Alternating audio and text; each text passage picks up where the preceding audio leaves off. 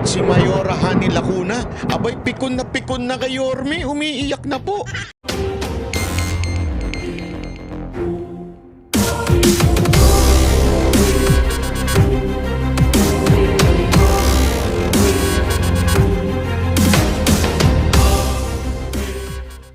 Magandang araw sa inyo mga banateros at eto na nga si Mayora Hani Lacuna, abay pikon na kay Yorme, umiiyak na po. Talaga nga namang napikon na po to si Hani Lacuna dito po kay Yorme. Alam naman po natin na maglalaban po sila sa pagka-mayor ngayon darating na halalan. At eto na nga po, etong video na nakuhanan siya. Napikon. Umiiyak po talaga. Kawawa naman po ito. Kayo naman kasi. Hindi nyo kasi ma'am ginawa yung trabaho nyo ng maayos. Ayan tuloy, pinababalik si Yorme. Sa madaling salita, ang aga nyo pong nabulok. Di ba? Yun po ang talagang totoong nangyari. Ang aga nyo pong nabulok. At kawawa naman po kayo dahil sa ngayon pa lang, yung mga tao dyan, mantakin mo, wala pa ho kayong 3 taon at sinisigaw na ng mga tao, bumalik na si Yorme. Kaya naman ikaw, eto, pikon talaga si Madam. Panoorin po natin itong balita na ito na magtatagpo at magkakalaban po si Mayora Lacuna at si Isko Moreno. Panoorin po natin ito. Pasok. Nakatakdang magtapatan sa pagka-alkalde sa Maynila sina incumbent Mayor Hani Lacuna at dating Mayor Isko Moreno. Hindi pa man naghahain ng kandidatura si Moreno, Nako. may mensahe na siya kay Lacuna. Nako, mainit na. Nasa balitang yan, si Marian Enriquez.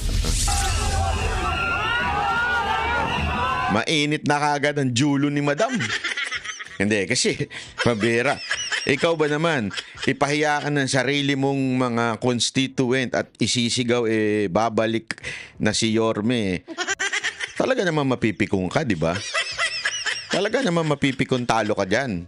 Humantakin mo. Kahit anong hakot ninyo, yung mga tao talagang Yorme ang sigaw Sinalubong sa Manila City Hall ng mga taga-suporta sina incumbent Mayor Hani Lacuna at Vice Mayor Yul Servo. Ang baduy pa nung sign nila, ganun, no?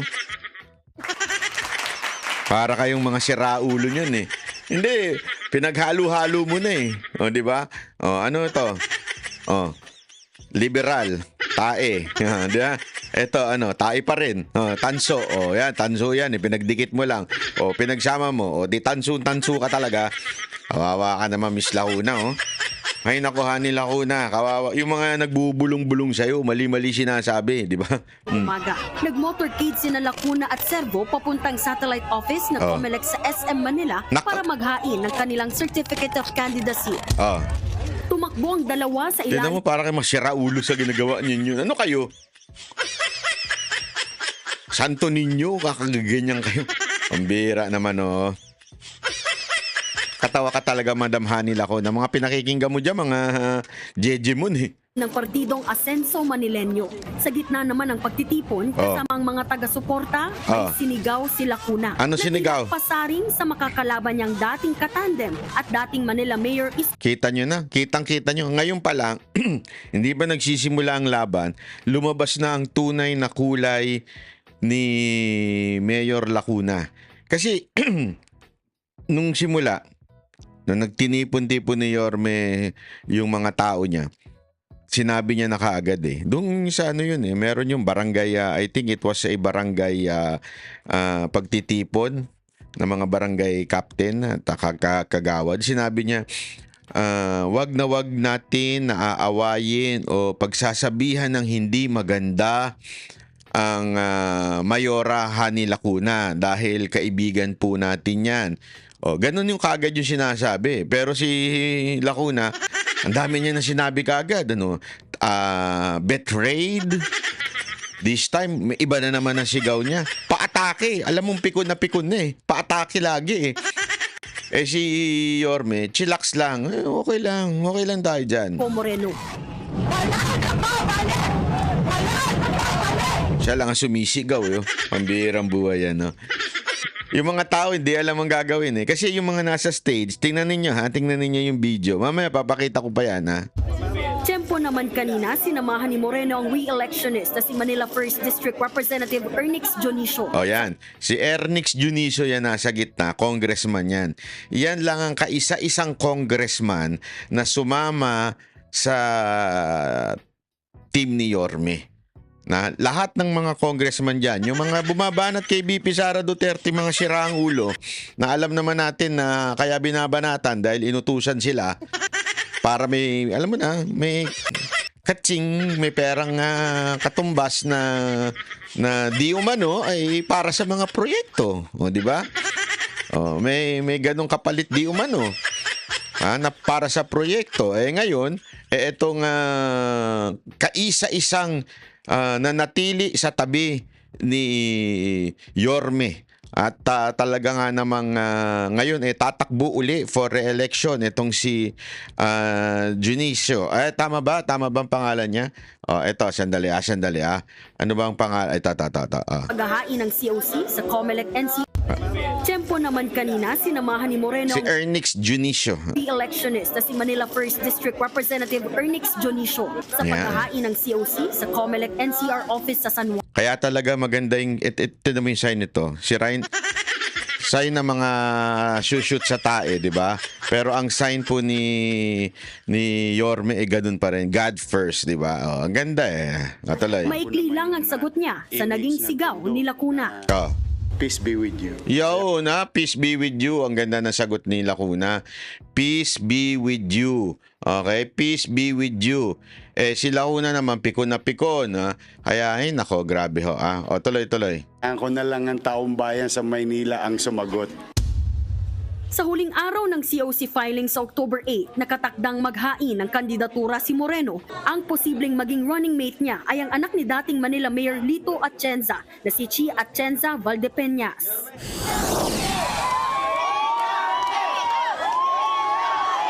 Ayan, dyan muna tayo. Dito muna tayo kay issue dito kay Yorme at dito kay Hani Lacuna. Papakita po natin yung video para mas makita ninyo kung ano ba yung rally ni Mayora. Okay, papakita ko sa inyo Kasi dito makikita mo, siya lang ang maingay. Siya lang yung parang palingkera. Tingnan natin. Ayan.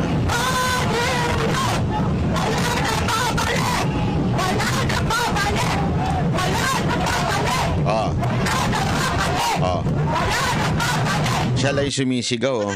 Yung mga iba niyang kasama nakikisigaw na lang. Pero kung papansin niyo yung kuha, more on do sa stage, di ba? Yung angle nasa stage. Kasi wala naman tao. Puro hatak nila yan. Puro hakot lang. Puro hakot lang nandyan nasa kaliwa. Pero doon sa kanan, yun yung mga nasa stage. Yun yung mga ano lang nila.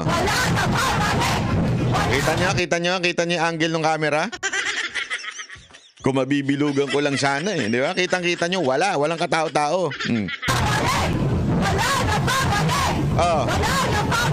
Sige, pilitin mo. Tapos na, pagod na kayo, di ba? Pagod na kagad kayo. Yeah? Ganun yung kay Lacuna. Kita nyo, puro hakot lang, mas marami talaga dito sa stage, di ba? Okay na, papakita naman natin, kung paano napikon si Mayora. Eto tingnan ninyo. Lumabas yung magiging palingkera niya Noong una niya kasi medyo ka-respeto. Ngayon lumabas na po yung kanyang pagiging kulit nitong tawag. Lumabas na po yung kanyang pagiging palingkera po. Eto panoorin. Huwag kayong bumalik! Ayan na. Tapos biglang bawi, di ba? Biglang, napahiya ako dun Huwag ka lang bumalik! Huwag ka lang bumalik! Tingnan nyo. Ito. Huwag ka lang bumalik! Pikon na pikon si ate. Huwag ka lang bumalik! Grabe yung pagkapikon ni ate. Ay nako, grabe ka naman ate. Kaya na mahirap sa atin pagka talaga nga namang wala tayong may pagmalaki na nagawang maganda dun sa ating lugar. Dadaanin na lahat sisigawan, di ba? Totoo. Baka sandali nga, kulit ito Ang kulit Wait lang. Ang kulit nito. Patayan ko ng ano to. Sandali Ang kulit, ang kulit, ang kulit, ang kulit. Wait lang po wait lang mga kababayan. Pasensya na. Pasensya na. Ang kulit-kulit nitong tumatawag nito eh. Pag binabaan ka na, ibig sabihin binabaan ka na. Okay? Okay, okay, okay. Pag binabaan ka na nun, ha? Huwag na matigas ang ulo. Sige, sigawan kita ng, huwag ka nang bumalik. Huwag ka nang tumawag. Itatalay natin, ha? Papakita ko naman sa inyo, baka sabihin naman ninyo, ikaw, pinapakita mo lang banat ba yung video ni Mayor? Paano naman yung video ni Yorme? Ito, video ni Yorme. Ito, ha?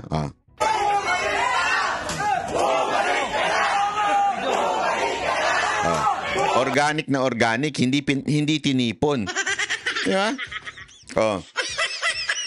Ito yung paglilibot lang niya. Hindi po siya nagtawag, nagtipo ng mga taga-sigaw at ang sumisigaw dito taong bayan. Organic ika nga.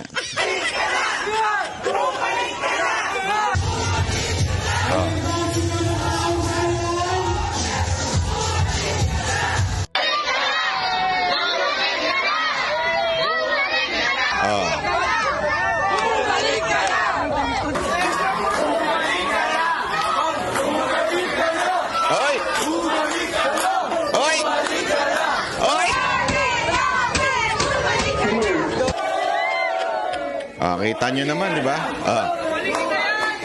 Taong bayan ang nagsasalita. Kaya sa pag-ikot niya yan, lahat ng mga tao yan ang sigaw, bumalik ka na.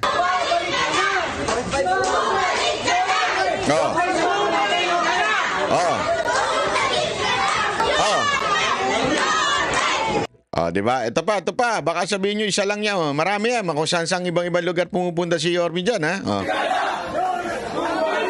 Yan din pala yun. Sorry. Tama. Yun na yung kasunod. So, ayan po yung buong video na kung saan talagang mga sigawan ng mga taga Maynila ay bumalik ka na. Diba? Bumalik ka na. Hindi katulad kay... pakita naman natin yung kay Mayora uli. Comparison lang natin kay Mayora.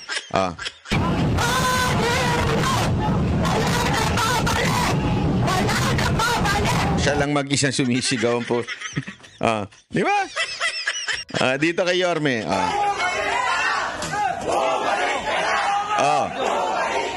Taong bayan na sumisigaw ng bumalik ka na. Siya lang mag-isa.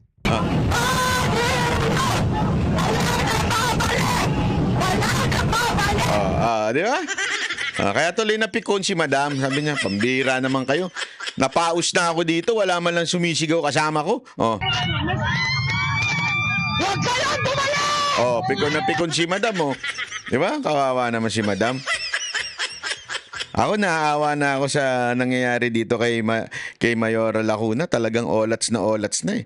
Di ba? Kitang-kita nyo naman kung paano siya ipagtabuyan na ng mga taga Maynila. Bakit to kanyo sinabing ipagtabuyan? Pinagtatabuyan na siya ng Maynila. Bakit? Ang sigaw ng taong bayan yung bumalik ka naman, takin mo. Ito lang mga kababayan. Halimbawa lang ha. Halimbawa lang, wari sa bahay nyo, ha? Kunwari pa, ito issue ng bahay, di ba? Sa bahay. Sa bahay mo, ha? Nandun yung girlfriend mo kasama mo, yung kasalukuyang girlfriend mo. Tapos biglang yung mga kamag-anak mo, pamilya mo, biglang nakita yung ex mo. Tapos ang sigaw nila, bumalik ka na. Bumalik ka na. Di ba? Halimbawa, nakita nila yung ex mo. Kasi ang sigaw nila, bumalik ka na. Ano mararamdaman ng present girlfriend? Pinagtatabu yan. Ganyan nung nangyari dito kay Hani Lacuna. Pinagtatabu yan na siya ng mga taga Maynila. Di ba? Kahiya-hiya nga naman. Kahiya-hiya nga naman na nangyayari dito sa Mayora na ito. Wala pang, hindi pa tapos ang kanyang termino. Pinaalis na siya. Pinalalayas na siya. Di ba? Sino lang ang nagtataboy kay Yorme? Si Lacuna lang. Mag-isa siya. Nagsisisigaw doon. Wag ka na mabalik! Umaganong-ganon. Kawawa naman to si Madam Lacuna. Ay nako. Pero alam nyo, buti na lang din. Mabait si Yorme. Buti na lang din, si Yorme, hindi niya pinagtatawanan. Yung mga taga Maynila, pinagtatawanan si Mayor Lacuna. Pero si Yorme, nung tinanong siya, simple lang ang sagot niya. Ito. Panoorin natin, ha? Mayor Hani Lacuna, Hindi, basta, traitor daw po kayo. for the meantime, we're very happy and proud of Congressman Ernix Junicio representing District 1, particularly Tondo, in Congress. And we will continue to... Ayan, pwede siya sumagot dyan pero hindi niya sinagot. Bakit? Kasi oras ni nung sinamahan niya si Junicio na bilang tumatakbo bilang re-electionist ng congressman, 'di ba? So, yun sabi niya, yun muna pag-usapan natin. Ang kulit ng media. to support him in our own little way with Miss Chichi Atienza and the entire group. Your Honor, sorry, sabi ni Mayor Hani Lacuna, wala na raw pong magbabalik sa Manila. What can you say about that? Peace be with you. Kita niyo yung sagot? Peace be with you. 'Di ba? Pambihirang Peace be with you, malaman yun. Ano ibig sabihin nun? Sino ba mga sinasabihan ng peace be with you, 'di ba? Yung mga napayapa na. Hindi. Joke lang po, ha. Hindi, alam mo ibig sabihin niya, malalim po ibig sabihin niya peace be with you, ha. Hindi ako nakikipag-away. Ito'y para lamang sa taong bayan. Taong bayan lang pinag-uusapan natin dito. Sabi nga niya sa interview, isa sa mga interview niya, nagtatapos ang pakikipagkaibigan pag ang usapin na ay ang bayan. Pag ang usapan na yung taong bayan. Nagtatapos dito ang ating pakikipagkaibigan. Pero it doesn't mean magkaaway tayo. 'Di ba? Kaya nga peace be with you. Hindi tayo magkaaway. Nagkataon lang, ito ang panawagan ng mga taga Maynila, bumalik si Yorme. Ang problema kasi sa iyo, Mayor Lacuna, ginagawa mong labanan ni Yorme at na sarili mo. Hindi ho. Ang pinaglalaban ho dito ni Yorme ay yung taong bayan na nakaligtaan, naiwanan, hindi na serbisyuhan nung panahon mo. Yun ang usapan dito, taong bayan. 'Di ba? Ikaw kasi, madam, kasalanan mo naman yan. Hindi naman kasalanan ni Yorme yan. Ano message to Mayor Hani po, Lacuna? Hayaan ko na lang ang taong bayan sa Maynila ang sumagot. Sir, but are you in good terms with her? Oh yes, okay naman. Alam mo, siyempre naman basta kami sa grupo namin, ipepresenta lang namin yung mga nagawa natin at pwede pang gawin. Particularly sa Tondo, now with all, again, if I may repeat it, we're really proud of Ernix. You know, Ernix. So binalik na naman niya. Dito mo talaga ma-appreciate yung tao di ba? Bakit? Ibinalik niya, sandali. Let's not talk about myself. Let's talk about kaya ako naandi dito. Sino yun? Sinamahan ko si Ernix Junicio. Huwag akong pag-usapan natin, di ba? Ang pag-usapan natin, itong kasama ko. Siya yung dahilan kung bakit ako naandi dito. Hindi ho yung kung sino-sino pinag-uusapan natin dito. Di ba? Yan ang kinagandahan kay Yorme. Used to be my counselor, then yung father niya nakasama ko. Then siya nung binigyan namin ng pagkakataon na ikaw naman ang mag-congress para naman mabago naman yung image ng Tondo na mayroong mga magagaling na congressman na nire-represent ang Tondo. And it did happen. Salamat sa mga kababayan namin sa Tondo na bigyan ng chance si Ernix Junicio. Alam mo, itong isang bagay na kinagusto ko dito kay Yorme. Lumabas yung alam mo yun, yung isa nagwawarla, nagsisisigaw. Etong mama na si Yorme, ang kanya usapin, sandali, this is not about me. This is not about Mayora Lacuna. This is about Junicio, yung sinamahan ko ngayon. Dito lumabas yung pagiging, alam mo yun, mas karespeto kesa kay Lacuna. Yeah. Na sa murang edad, siya ang pinakabata naming naging congressman. And now, through the years... Kaya nakakatuwa din ito si Ernix. Sana tuloy-tuloy ang iyong pagsisilbi sa bayan at susuportahan ka ng mga taga Maynila, sigurado ako. Oh. Kami mga vloggers na sumusuporta kay Yorme, susuportahan ka namin dahil nakikita natin ngayon na ikaw ay nagsisilbi sa ating bayan. At sana ay huwag kang pumasok sa politika. Ano ibig sabihin ko nun? Yung politika ng Kamara. Kasi ngayon, ang politika ng Kamara, ipitin si BP Sara Duterte at may budget kayo. Yun ang politika ng Kamara ngayon eh. Hanapan nyo ng butas si BP Sara Duterte para ma-impeach. Sisiguraduhin naming may budget kayo sa hari ng pondo. Yeah, ganun eh. Ganun ang politika ng Kamara ngayon. Kaya sana, tuloy-tuloy mo lang yan, Sir Congressman Ernix Dionisio, na huwag ka mamumulitika. Taong bayan ng ang iyong unahin, yung iyong constituent. Kaya nga nakakatuwa dahil sa dami nakita nyo naman, 3 congressman yung nagsisisigaw dyan.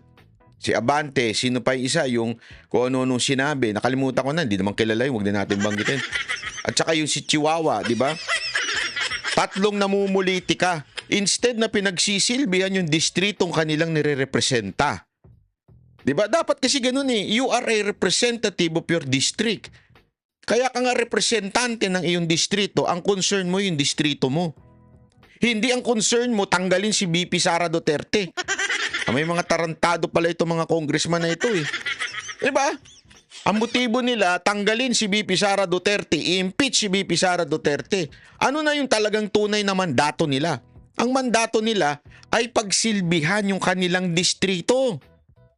Buti itong si Sir Ernix, talagang nagsisilbi sa kanyang distrito. Di ba? Kaya hindi mo nakikita yan na nagbibida-bida sa kamera eh. Tuloy. For the past 3 years, especially itong mga nagdaang taon, napakabilis kumilos ni Ernix. So now, I'm happy being partnered with Congressman Ernix para naman sa mga kababayan namin sa Tondo. Sir, confident kayo na you will be back? I'll see you soon. Ang ganda ng dito di ba? Ang tanong confidence kayo na makakabalik kayo sa Maynila? Sandali! Paulit-ulit naman si Ernix ang pinag-uusapan natin dito. Ako na naman eh. Basta I'll see you soon. Ayun, yun eh. Palakpakan.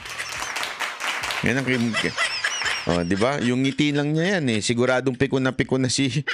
Ay, ikaw naman kasi Yorme, masyado mo namang nginitian eh. Masyado mong ginalingan eh. Basta I'll see you soon. I want this moment dedicated, Chichi and I showing up here to show our full support for Ernix Dionisio. Yun ang purpose. We are here to support Ernix Dionisio. Hindi ko ano yung mga tanong nyo. May matindi pang tanong dyan mamaya. As re-electionist for Congress in District 1. Sir, sorry just a question kasi medyo curious yung mix-up sa Action Democratic. You have Mocha Uson and then on the other side... Nagsumpa na si Councilor Mocha Uson sa Action Democratic. Ayan, di ba? Tanong na naman dito. Di ba si Mocha Uson tapos biglang may kabig ng tanong eh. Yung medyo interesting yung makeup, dati magkakaaway si Senator Trillanes. Alam mo, biglang kay Trillanes eh. Porket kasi una-una, even if they have the same party, okay? I mean partido na etong aksyon, hindi naman po sila magkasama. Si Trillanes nangangarap sa Caloocan, di ba? At mamaya, sa susunod kong video, pag-usapan naman natin si Trillanes. Pero again, di ba? Ang issue dito, yung si Dionisio. Ito ang sagot ni Yorme tungkol dyan. Pagod na ang tao sa mga away-away. Nakita nyo naman na even na Senator Trillanes, nagsama-sama namin yung mga magkakagalit. Ayaw nyo ba yun? Na magkaroon ng kapanatagan ang taong bayan. At saka makapamili na lang talaga. Hayaan ko ang taong bayan na makapamili sila. But I'm really happy kami ang napupuntahan ng mga taong gusto ng kapanatagan sa buhay. But for the meantime, ang importante ngayon, yung katatayuan ng tao sa hirap ng buhay na kinakaharap ng mamamayan. Partikular, lalo na sa lungsod ng Maynila, in our case. But for the meantime, Kasi yung tanong naman di ba? Yan po ang importante dito Ang issue kasi dito, mga kababayan, there is time for everything. There is time for politics and there is time for serving the people. This time, paulit-ulit ko nga po sinasabi sa inyo si Mocha po, nag-aral po yan sa UST.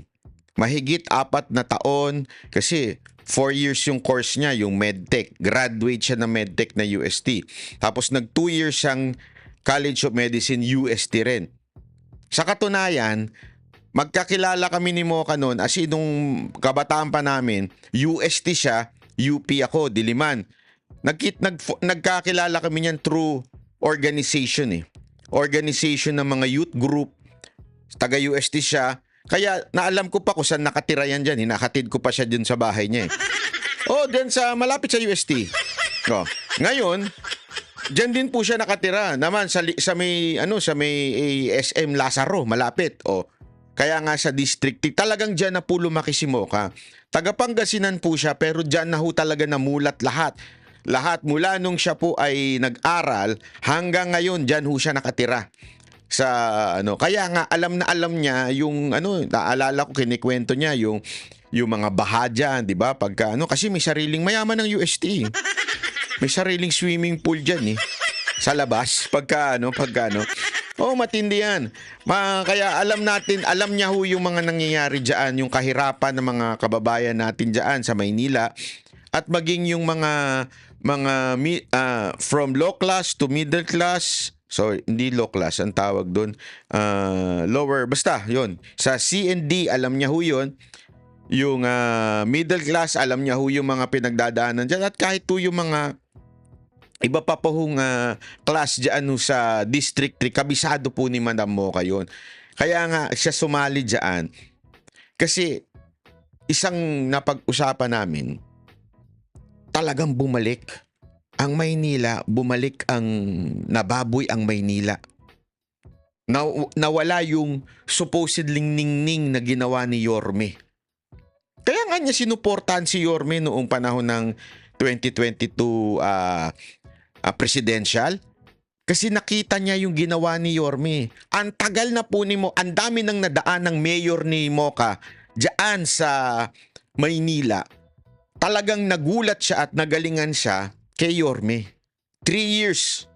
3 years lang nagawa ni Yorme. Kaya nga, she decided to campaign for Yorme noong 2022 election. Hindi pinalad si Yorme.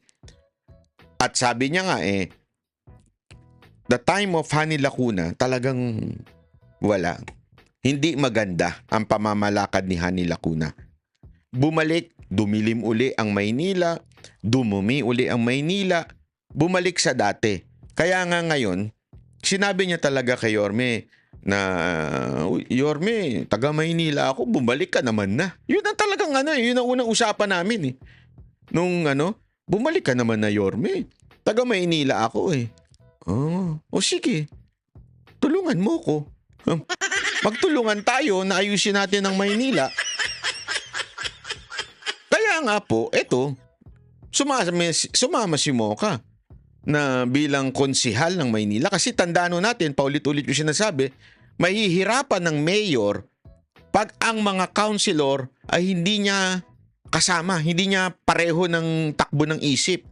Mahihirapan po. Bakit? Kukontrain ng councilor yun So lahat ng mga ordinansa, kukontrahin lang yung gustong ipatupad. Kasi tandaan ninyo, a mayor is an executive They execute, 'di ba, yung laws ng Pilipinas. At the same time, ina-execute din yan yung laws na ginawa ng mga councilors, yung ordinance. Paano kung yung councilor mo walang inisip, kung hindi mamuliti ka, kontrahin ka ng kontrahin?